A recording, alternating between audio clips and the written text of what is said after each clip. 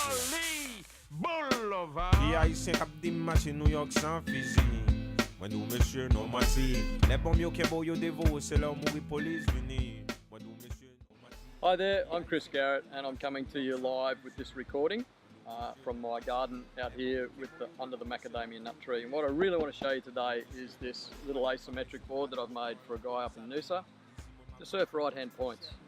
The obvious thing is that you see is, apart from the beautiful resin tint that we've done, is the asymmetrical tail. There's a lot of conjecture out there, and I've been put in my place, so to speak, by people who tell me how it is with asymmetric boards. But this is my take on it, my thought about it, because this is what I've done for probably about the last 8-9 years or so in asymmetrics. Basically, I came to the idea of when I was surfing at a place called Nalu up in WA. It was a big, long left-hand wave that required a lot of drive and speed off the bottom, but you didn't need that length when you're trying to hook a turn off the top, because the wave is so fast and down the line. It's a bit like surfing a backhand Kira type wave. So consequently, I thought, well, I don't really want to ride a longboard out there because it won't actually fit into the wave, because it's a pockety kind of wave, even though it's down the line. So I came up with the idea of having a longer rail on the inside facing a rail to the wave, and a shorter rail on the outside. Basically, it doesn't really matter with the board whether you've got asymmetric tails or it's 20 inches wide or it's 30 inches wide. It doesn't really matter. There's only one ever rail there's only ever one rail in the water at a time, so it really doesn't matter. So what I came up with was this. This is the reverse of what I had in WA, but basically for surfing right-hander points, where you're going to need a longer rail on this side, so you get a lot of drive and projection, and that'll get you down the line. And when you hook it off the bottom and you hook it up off the top, you have a shorter rail that gets you around quickly off the top, so that you can then drive it back down the line again. Interesting thing about it is this is an AC Doocy, but it's predominantly a Tug Deluxe type shape, which is a high performance shortboard. This is a step up model. It's slightly longer. This one is 6 foot long on one rail and 5'10" on the other. Once again, my boards always have that nice even rocker. Single, double concave, slight V out of the tail.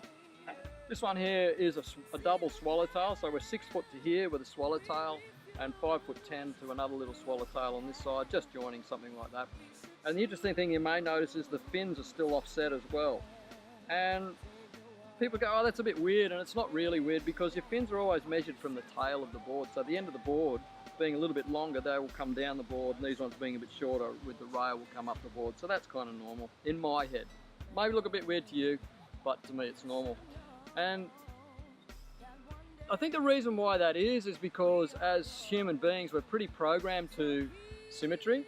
So when you look at things that aren't symmetrical, they look a bit weird to you initially. But after a while, when you realise that your foot is not the same shape both sides, your hand is completely different from one side to the other, and then you realise that things become normal to you. So this design here in my head is quite normal. I've been looking at it for 8 years or so, 9 years or so. I've ridden all sorts of varieties of these, and all of them work to a degree.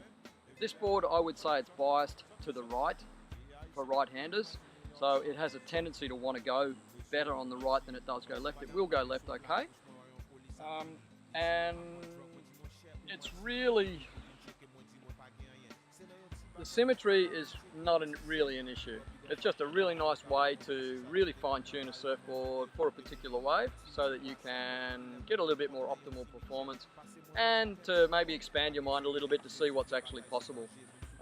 With regards to the fins being offset, and won't that feel really strange when you're surfing?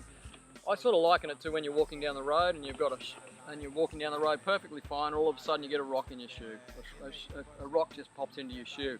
So you haven't got time to stop and pull it out, but you tend to just make a little adjustment and just keep on walking. It hasn't really upset you anything, and it hasn't really upset you. You're aware of it, but you make an adjustment and you roll on, and that's how it is with surfboards like of this sort of design. You think they're really going to be weird, but that's all in your head. But when you actually surf them, your body adjusts very, very quickly to the asymmetricalness of them, and I think you'll actually end up really loving them. So this one here, I call it the AC Doocy, or just an ASYM. I've got quite a few names for it. but that's predominantly the breakdown of the board. Thanks for watching, and we'll see you again next time. Les mâles d'école américaine t'es conjuré. Yo tiré les nègres